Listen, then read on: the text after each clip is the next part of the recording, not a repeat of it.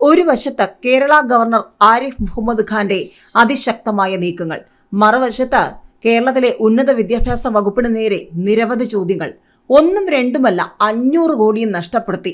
Fund അനുവദിച്ചത് കോളേജുകളുടെ വികസനത്തിന്. കെടുകാര്യസ്ഥതയുടെ പര്യായമായി ഉന്നത വിദ്യാഭ്യാസ വകുപ്പെന്ന മാധ്യമ റിപ്പോർട്ടുകൾ സോഷ്യൽ മീഡിയ ഏറ്റെടുത്തതോടെ വീണ്ടും പിണറായി സർക്കാരിനും മുഖ്യമന്ത്രിക്കും ഉന്നത വിദ്യാഭ്യാസ മന്ത്രി ബിന്ദുവിന് നേരെ ചോദ്യങ്ങൾ. ഇതിനിടെ സർവകലാശാല വിസിമാർ ഉടൻ ഹാജരാകണമെന്ന് ഗവർണർ വ്യക്തമാക്കിയിരിക്കുകയാണ്.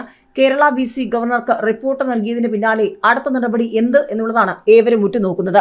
കോളേജുകളുടെ വികസനത്തിന് കേന്ദ്രം അനുവദിച്ച 500 കോടി നഷ്ടപ്പെടുത്തി സംസ്ഥാന സർക്കാർ എന്നാണ് മാധ്യമ വിമർശനം. ഉന്നത വിദ്യാഭ്യാസ മേഖലയുടെ വികസനത്തിന് കേന്ദ്ര സർക്കാർ നടപ്പിലാക്കിയ റൂസ രാഷ്ട്രീയ ഉച്ചത സർവശിക്ഷ അഭിയാൻ പദ്ധതി വഴി ലഭിക്കേണ്ട ഫണ്ടാണ് സംസ്ഥാനത്തിന്റെ കെടുകാര്യസ്ഥത മൂലം നഷ്ടമായത്. 3 ഘട്ടമായി നടപ്പിലാക്കുന്ന റൂസ പദ്ധതിയുടെ 2ാം ഘട്ടം സംസ്ഥാനം കൃത്യമായി നടപ്പിലാക്കാത്തതാണ് 3ാം ഘട്ടത്തിന്റെ പണം അനുവദിക്കാൻ കേന്ദ്രത്തിന് തടസ്സമായിരിക്കുന്നത്. ഇതോടെ 100 എയ്ഡഡ് കോളേജുകളുടെ വികസനത്തിന് ലഭിക്കേണ്ട 500 കോടി നഷ്ടമായി. ഒരു കോളേജിന് 5 കോടിയായിരുന്നു കേന്ദ്രം നൽകാൻ പദ്ധതിയിട്ടത്. റൂസ 2ാം പദ്ധതിയിൽ കേന്ദ്ര സംസ്ഥാന വിഹിതം 60-40 അനുപാതത്തിലായിരുന്നു. ഇതിൽ കേന്ദ്ര ഫണ്ട് വാങ്ങിയെടുത്തെങ്കിലും സ്വന്തം വിഹിതം സംസ്ഥാനം നൽകിയില്ല. 2ാം പദ്ധതി സമ്പൂർണ്ണമായി നടപ്പിലാക്കാത്ത കോളേജുകൾക്ക് 3ാം ഘട്ടത്തിൽ പണം അനുവദിക്കില്ലെന്നാണ് കേന്ദ്ര ചട്ടം. രാജ്യത്തെ തുക നഷ്ടമായ പട്ടികയിൽ കേരളം, തമിഴ്നാട്, ബംഗാൾ എന്നീ സംസ്ഥാനങ്ങൾ മാത്രമാണുള്ളത്. രാജ്യമെമ്പാടും ഈ പദ്ധതിയുടെ 2ാം ഘട്ട അവസാന ഘട്ടത്തിലെത്തി നിൽക്കുമ്പോഴാണ് കഴിഞ്ഞ ദിവസം കേരളം പദ്ധതിയുടെ ഉദ്ഘാടനം പോലും നിർവഹിച്ചത് എന്നാണ് ആക്ഷേപം. ഉന്നത വിദ്യാഭ്യാസ മന്ത്രി ആർ ബിന്ദു ഓൺലൈനായി ഉദ്ഘാടനം ചെയ്ത പദ്ധതി സംസ്ഥാന പ്രോജക്ട് എന്ന നിലയിലാണ് അവതരിപ്പിച്ചത്. 2ാം ഘട്ടം സമയബന്ധിതമായി പൂർത്തീകരിക്കാത്തതിനാൽ 3ാം ഘട്ടം ലഭിക്കില്ലെന്ന കേന്ദ്ര നിലപാടെടുത്തതോടെയാണ് ധൃതി പിടിച്ച് കഴിഞ്ഞ ദിവസം ഉദ്ഘാടന മഹാമഹം നടത്തിയത് എന്നാണ് ആക്ഷേപം.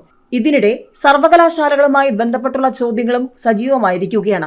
കോടതി നിർദ്ദേശപ്രകാരം പുറത്താക്കാൻ നോട്ടീസ് നൽകിയ കാലിക്കറ്റ് സംസ്കൃത ഡിജിറ്റൽ ഓപ്പൺ സർവകലാശാല വിസിമാരെ ഗവർണർ ഈ മാസം 24-ന് ഹിയറിംഗിന് ക്ഷണിച്ചു.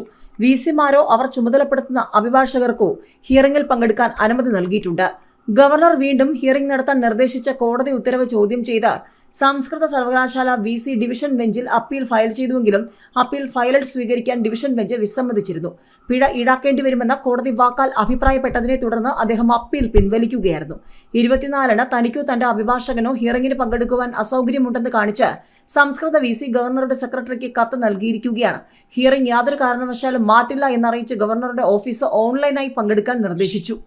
കാലിക്കറ്റ് വിസി നിയമനത്തിന്റെ സെർച്ച് കമ്മിറ്റിയിൽ ചീഫ് സെക്രട്ടറിയെ ഉൾപ്പെടുത്തിയതും സംസ്കൃത സർവകലാശാലയിൽ പാനലിന് പകരം ഒരു പേര് മാത്രം സമർപ്പിച്ചതും ഓപ്പൺ ഡിജിറ്റൽ സർവകലാശാലകളിൽ വിസിമാരെ UGC പ്രതിനിധി കൂടാതെ ആദ്യ വിസിമാർ എന്ന നിലയിൽ സർക്കാർ നേരിട്ട് നിയമിച്ചതുമാണ് വിസി പദവി അയോഗ്യമാകാൻ കാരണമായി ഗവർണർ നോട്ടീസ് നൽകിയത്.